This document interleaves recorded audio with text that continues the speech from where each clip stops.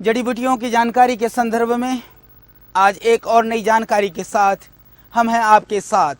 चर्चा करते हैं इस विशालकाय किंतु अतीव औषधीय गुणों से भरपूर कचनार। कचनार का वृक्ष वास्तव में आयुर्वेद का वरदान है। बोहिनिया वेरिगेटा के विषय में हम आपको आज बताएंगे। इसका गुजराती नाम चंपा काटी, मराठी में कोरल और कांचन बोलते हैं, पंजाबी में कचनाल कुलाड़ बोलते हैं, बंगाली में कांचन बोलते हैं और जिसको बोलते हैं तेलुगु में देवकांचनमु। यह एक बहुत ही प्रसिद्ध पौधा है जो भारतवर्ष में प्रायः सर्वत्र पाया जाता है। इसकी मुख्यतः दो ही प्रजातियां होती हैं और इसके जो वृक्ष हैं काफ़ी विशाल होते हैं और लगभग इसकी हाइट 50-60 फीट तक होती है। आयुर्वेद में औषधि के रूप में इसके त्वचा का हम प्रयोग करते हैं। प्रायः इसकी कलियां, इसके पुष्प और इसके पत्र भी काम आते हैं। और हमने पाया है अपने भ्रमण के दौरान, अपनी यात्रा के दौरान, इस जड़ी बूटी के विषय में जब हम जानकारियां संग्रहित कर रहे थे तो हमने देखा कि देश के ग्रामीण आदिवासी क्षेत्रों में कहीं ना कहीं इसको किसी न किसी रूप में लोग पूरे देश में प्रयोग करते हैं। यह प्रयोग जहाँ जहाँ से हमें जो भी प्राप्त हुआ, जो भी हमने अनुभव किया, आज हम आपके साथ बांटना चाहते हैं, जिससे यह विद्या जन जन तक पहुँचे, देश के प्रत्येक एक नागरिक तक पहुँचे और देश के नागरिक को लाभ हो। जिसका मुंह में छाले हैं बहुत ज़्यादा या मुख के अंदर दुर्गंध है और किसी भी तरह से ठीक होने में नहीं आ रहा है, उस स्थिति में आप इसके छाल को निकाल करके उसका काढ़ा बना लें। लगभग 10 ग्राम छाल को आप 400 ग्राम पानी में पका लें। पका करके जब 100 ग्राम शेष रह जाए, छान करके फिर आप उससे कुल्ला करें, गडूस करें, गरारे करें, उससे पूरा लाभ हो जाएगा। यह आप प्रतिदिन दिन में 2-3 बार, बहुत ही अच्छी औषधि है यह मुंह पाक के लिए, मुंह के छाले के लिए। इसके अतिरिक्त आंव और दस्त में बहुत ही यह एक दिव्य औषधि है। पेट के लिए इसके छाल का पाउडर करें। पाउडर करके आप यदि उसका लगभग 3 ग्राम पाउडर को पानी के साथ प्रातः सायं सेवन करते हैं तो आंव के दस्तों के लिए ये अत्यंत गुणकारी और प्रभावशाली औषधि है। इसके अतिरिक्त इसमें जो फलियां आती हैं, उन फलियों को, जैसे सेम की फलियां होती हैं उसी टाइप में कचनार की फली सेब की फली से बड़ी होती है। तो मूत्र कृच्छ्र में यदि उन फलों में से बीज को पाउडर करके 1-1 ग्राम पाउडर प्रातः सायं यदि सेवन करते हैं आप ताजे जल के साथ, तो आपको लाभ होगा। मूत्र कृच्छ्र में जिनको पेशाब संबंधी बीमारी है उसमें यह अत्यंत लाभकारी प्रयोग है। विशेषतया इसके छिलके को हम प्रयोग में लाते हैं, इसीलिए यह बहुत ज़रूरी है हम इन वृक्षों के संदर्भ में थोड़ी सावधानी को भी जानें। इसके लिए ज़रूरी है, एक तो आप वृक्षारोपण अवश्य करें, जड़ी बूटियों का रोपण करके इन जड़ी बूटियों को अपने देश में बढ़ाने में सहभागी बने। दूसरा, जब हम इसके अंधाधुंध पेड़ों के छिलका को निकालते हैं तो पेड़ सूख जाते हैं, तो इसलिए ज़रूरी है आप सावधानी रखें। जैसा अभी हम आपको दिखाते हैं, ये आप देख रहे हैं कि जब छिलका उतारें तो छिलका जो उतारते हैं लोग, जैसे ये विधि ये आप देख रहे हैं, ये गलत विधि है। यदि आप इस तरह से उतारते हैं तो आपने देखा कि इसका जो तना है, वो अंदर का जो भाग है, काष्ठ भाग, वह इसमें दिखाई दे रहा है, ये नुकसानदायक है। यदि इस तरह से आप पूरे पेड़ के छिलके को निकालते हैं तो वो जो छिलका है उसकी वजह से पेड़ सूख सकता है। यदि वृक्ष नहीं रहेंगे तो हम जड़ी बूटियाँ कहाँ से प्रयोग करेंगे। तो इसका एक सही प्रयोग है, विधि है कि यदि आप पेट में से छिलका उतारते हैं तो आप देखिए ये इस तरह से इसका जो आधा भाग है, ये जो छिलका है, इस छिलके को आप वृक्ष के लिए छोड़ दें, बाद में ये ऊपर की इतने से भाग को आप छिलके के रूप में निकालें। इस तरह से यदि आप इस छिलके को निकालते हैं तो आप पाएंगे कि यह वृक्ष सूखेगा नहीं, अपितु पुनः वह छिलका दोबारा वृक्ष में तैयार हो जाएगा। इस तरह से आपकी औषधीय गुणों के लिए औषधीय वृक्ष की त्वचा की प्राप्ति आपको हो जाएगी और यह वृक्ष हरे भरे जीव के त्यों हमारे देश में फिर पुनः आपकी औषधीय प्रयोग के लिए ये आपको उपलब्ध रहेंगे। तो यह बहुत ज़रूरी है वृक्षों के प्रयोग। जिस तरह से आपको जड़ी बूटी के प्रयोग के संदर्भ में हम बता रहे हैं। उसी तरह से जड़ी बूटी के संग्रहण के बारे में, क्योंकि किस तरह से हम औषधियाँ संग्रहित करें, किस ऋतु में हम संग्रहित करें, ये भी आयुर्वेद की दृष्टि से बहुत महत्वपूर्ण है। तो इसको आप बिल्कुल सावधानी से करें, क्योंकि वह वृक्ष ठीक है आज हमें उपलब्ध है, पर आने वाले कल के लिए भी हम उसको संरक्षित रखें कि कल वह पेड़ पुनः हमारे कार्य के लिए, हमारे औषधीय प्रयोग के लिए वह उपलब्ध हो सके।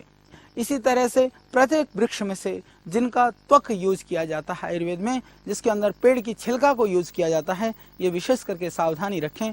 पेड़ की जो छिलका है वह पूरे छिलके को, यानी कि लकड़ी के भाग तक आप उस छिलके को ना उतारें। जैसे कि इसमें मैं आपको दिखा रहा हूँ, इस तरह से लकड़ी तक आप इसको ना उतारें। ये अंदर से लकड़ी दिखाई दे रही है, अभी तो इसके ये आधी छिलका को आप देख रहे हैं, इसके दो भाग हमने कर दिया है, एक भाग ये चिपका हुआ है, एक भाग ये आपके हाथ में। इस तरह से इतनी छिलका को आप अवश्य छोड़ें, चाहे वो अर्जुन का वृक्ष हो, चाहे कचनार का हो, चाहे बेल का हो, चाहे गंभारी हो, चाहे सीरस का पेड़ हो, चाहे किसी भी तरह का पीपल का पेड़ हो, नीम का पेड़ हो, बकायन का पेड़ हो, बरगद का पेड़ हो। जिन वृक्षों का हम पेड़ के छिलकों का प्रयोग करते हैं उनके ऊपर ये विशेष आप सावधानी रखें, ये बहुत ज़्यादा जरूरी है। जिनको आंतों में कीड़े हों, उन कीड़ों को ख़त्म करने के लिए भी यह वृक्ष बहुत कारगर है। उसके लिए लगभग 20 ग्राम ताजे इसके छिलके को मोटा मोटा कूट करके लगभग 400 ग्राम पानी में पका लें। लगभग बचने पर 100 ग्राम छान करके यदि उसमें थोड़ी सी मात्रा में या तो मरवे के पत्तों का पाउडर या पत्तों का रस या थोड़ा सा बायोबिडन का पाउडर 1 ग्राम मिला करके देने से पेट की कृमि समाप्त होते हैं। बच्चों के लिए थोड़ी कम मात्रा में दे दें, दिन में 2-3 बार पिला दें। 3-4 दिन देने से ही पेट के जो कीड़े हैं वो समाप्त हो जाते हैं। आंतों की कृमि के लिए यह बहुत ही दिव्य औषधि है। काचनार का जो प्रयोग है आयुर्वेद के अंदर सभी तरह के फोड़े, फुंसियाँ और गांठ के लिए प्रयुक्त होती है। यह एक बहुत ही दिव्य औषधि है। इसके अंदर इसके मुख्य जो द्रव्यों में, आयुर्वेद में निर्मित द्रव्यों में कचनार गुग्गल एक मुख्य औषधि है। काचनार गुग्गल के द्वारा हम समस्त प्रकार के गांठों में उसका प्रयोग करते हैं, और जितने भी हार्मोन से रिलेटेड या अंदर की जो गांठें हैं उसमें भी वह कचनार गुग्गल काम करता है। इवन हम लोग कैंसर के अंदर भी कचनार गुग्गल का प्रयोग करते हैं। बहुत ही दिव्य औषधि है। जिनका ग्वाइटर गलगंड बढ़ा हुआ है, या थायराइड की प्रॉब्लम है, या फोड़े फुंसियाँ हैं, या आपको किसी भी तरह से मैलिग्नेंसी वगैरह की शिकायत है, तो आप उस स्थिति में कचनार का प्रयोग कर सकते हैं। उसको या तो कचनार गुग्गल आदि जो बनी हुई औषधियाँ, फिर यदि आपको यह इस तरह के ताज़े वृक्ष कहीं पर इस तरह के पौधे दिखाई दे तो आप इसको ताज़ा ही प्रयोग कर सकते हैं। इनसे आपको पूरा लाभ मिलेगा। ये आपके लिए बहुत ही लाभकारी पौधा है, विशेष करके आपके गांठों के लिए, अंदर या बाहर के होने वाले ट्यूमर आदि रोगों के लिए। यह कचनार का वृक्ष यह पूरे देश में इसी हरियाली के साथ इस तपती धूप में भी छाया देता हुआ इन असाध्य रोगों की मुक्ति के लिए आपके लिए खड़ा है। एक और प्रयोग हमने इसका सुना, जो इस विकासनगर से और इधर शिमला के क्षेत्र में, जो उधर थोड़े से जो पहाड़ी क्षेत्र हैं वहाँ पर बहुत सारे एरियाओं में आज भी प्रयोग किया जाता है। वह है पीलिया के ऊपर। पीलिया के लिए वो लोग इस कचनार के पत्तियों को, इनका रस निकाल करके लगभग 100 ml रस वह प्रातः सायं रोगी को पिला देते हैं। बच्चा है तो 10-15 ml जूस को कचनार के पत्तों का निकाल करके पिलाने से जो बढ़ा हुआ लीवर है वह अपने नॉर्मल साइज में आ जाता है, और यदि आपका जो लीवर फंक्शन है यदि अबनॉर्मल है तो वह नॉर्मल हो जाता है। यह पीलिया के लिए भी अत्यंत दिव्य औषधि है, और हमारे आदिवासी और ग्रामीण क्षेत्रों में लोग बखूबी इसका प्रयोग कर रहे हैं। यह सामान्य वृक्ष देखने में नहीं लगता कि इसके अंदर कोई इतने गुण होंगे, पर यह है बहुत चमत्कारिक वृक्ष। पशुओं को, जब जैसे हमारे जो बैल हैं, गाय हैं या भैंस हैं, इन पशुओं को भी कभी कभी खुर पक जाता है या इस तरह के कभी चोट या घाव हो जाता है, तो उस समय आप कचनार के छिलकों को उबाल करके उसमें थोड़े नीम के पत्ती डाल करके उस घाव को धोते हैं या अच्छी तरह से साफ करते हैं, तो घाव जल्दी भर जाता है और इस तरह के जो पका हुआ घाव है वह ठीक हो जाता है। यह बहुत ही अच्छा प्रयोग है। और दंत शूल के लिए, दांतों के दर्द के लिए भी यह दिव्य औषधि है। हालांकि हम दिव्य दंत मंजन आदि या और भी औषधियाँ इस तरह के हम प्रयोग में लाते हैं, प्रयोग करते हैं, पर दिव्य दंत मंजन की जगह यदि आप सिर्फ कचनार के छाल को जला करके उसका पाउडर कर करके यदि आप प्रयोग करते हैं, या कचनार के वृक्ष को जला करके कोयला बना करके यदि आप मंजन के रूप में प्रयोग करते हैं, तो इससे आपके मसूड़े होंगे मजबूत और दांत होंगे इससे सुंदर, और जो उसके अंदर जो विकृति है, जो दोष है, जो बीमारी है, वो हमेशा के लिए हो जाएगी दूर। ये दंत रोगों के लिए भी बहुत ही दिव्य गुणकारी औषधि है। इसके अतिरिक्त गलगंड में यदि गला बढ़ा हुआ है या टॉन्सिल बढ़े हुए हैं, उसमें यदि आप 20 ग्राम छाल को 200 ग्राम पानी में पका करके और यदि 1/4 रहने पर छान करके पीते हैं, तो निश्चित रूप से आपका जो गलगंड, बढ़ा हुआ गलगंड या टॉन्सिल या थायराइड में निश्चित रूप से लाभ होगा। इवन हमने कैंसर के रोगियों में भी इसका प्रयोग किया है, इसके छाल का रस निकाल करके प्रयोग किया है। ये अत्यंत गुणकारी है। जिनको भूख कम लगती हो, भूख बढ़ाने के लिए भी इनकी कोमल पत्तियों को थोड़ा तोड़ें और इसके थोड़ा छाल को तोड़ें, उसको कूट करके उसका रस निकाल करके यदि आप शरबत की तरह मिश्री मिला करके भी आप इसको पी सकते हैं और काढ़ा बना करके उबाल करके पी सकते हैं। जिस तरह से अभी हमने बहुत सारे वृक्षों के विषय में चर्चा की, विशेष करके जो वृक्ष हम लोग आयुर्वेद के चाय के रूप में भी प्रयोग करते हैं, उनमें से इस कचनार के छाल को भी थोड़ी सी छाल ले लें, मोटा सा कूटा हुआ, उसमें 2-4 पत्ती तुलसी डाल करके यदि आप चाय की तरह से भी पीते हैं, तो ये पेट के लिए, आपके नर्वस सिस्टम के लिए, विशेष करके शरीर की गांठों के लिए एक दिव्य चाय की तरह से, दिव्य औषधि की तरह से आप प्रयोग कर सकते हैं। इसके अतिरिक्त यदि बहुत ज़्यादा कब्ज है, अजीर्ण की शिकायत है, उसमें भी आप कचनार के छाल में थोड़ा त्रिफला डाल करके उबालें। त्रिफला यानी हरड़ बहेड़ा आंवला, हरड़ बहेड़ा आंवला 5 ग्राम ले लें, 5 ग्राम कचनार के छाल को उसमें मिला लें। इसको यदि आप उबाल करके पीते हैं, तो इससे शांत हो जाएगा आपका जो पेट का अफारा, पेट का भारीपन, पेट के अंदर जो गैस है, वायु है, गुल्म है, उस सब के लिए ये बहुत ही एक दिव्य और उत्तम प्रयोग है। पंसारी के यहाँ भी यह उपलब्ध होता है, कचनार का छाल। ध्यान रखें, छाल जब बाजार से खरीदें, सड़ी गली नहीं हो, कीड़े वाली नहीं हो, बहुत पुरानी नहीं हो, देखने से अंदाज़ा लग जाता है कि ये ज़्यादा पुरानी तो नहीं है। इसका आप थोड़ा सा ध्यान रखें, बहुत ज़रूरी है।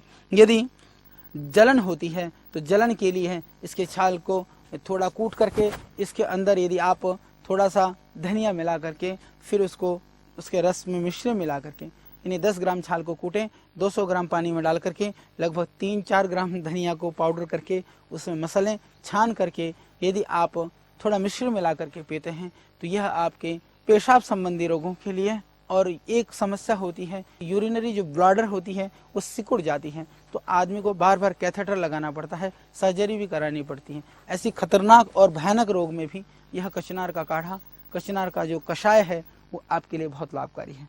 इससे पेशाब खुल करके होने लग जाता है। जिनको कम पेशाब होता हो वह भी इसका प्रयोग बड़ी निर्भयता के साथ कर सकते हैं।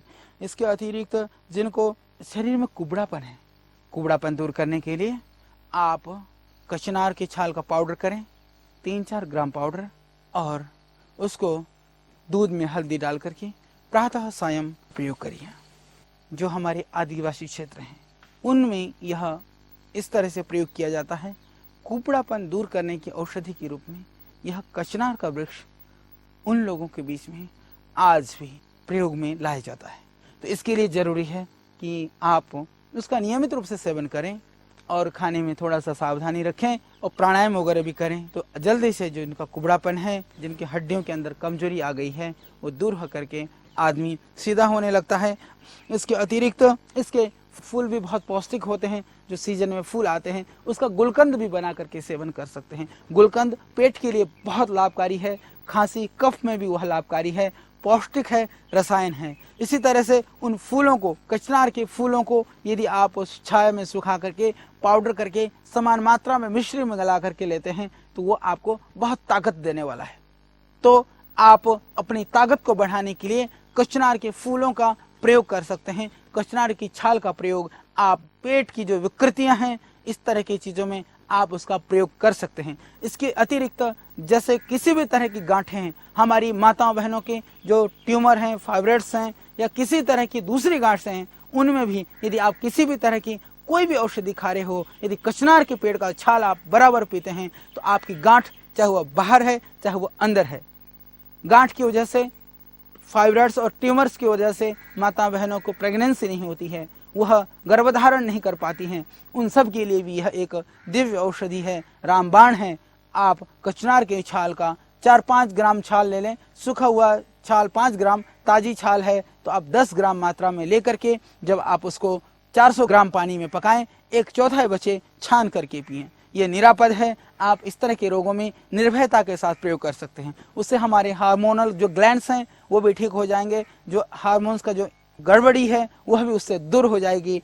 यह एक बहुत ही अच्छा पौधा